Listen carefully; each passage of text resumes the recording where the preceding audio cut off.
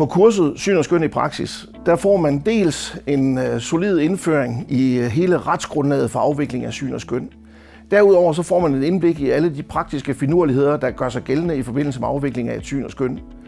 Og der er rigtig mange praktiske finurligheder. Og hen over dagen, der får man jo så også input fra medskønsmænd, der medvirker på kurset. Og via de drøftelser, de dialoger, vi har undervejs i kurset, der får man et indblik også netop i den praktiske del, og det er helt centralt i kurset, fordi lige så vigtigt som retsgrundlaget er, jamen, så må man endelig ikke underkende betydningen af også at vide, hvordan man håndterer et givet praktisk problem, når man så kommer ud og virker som skønsmand.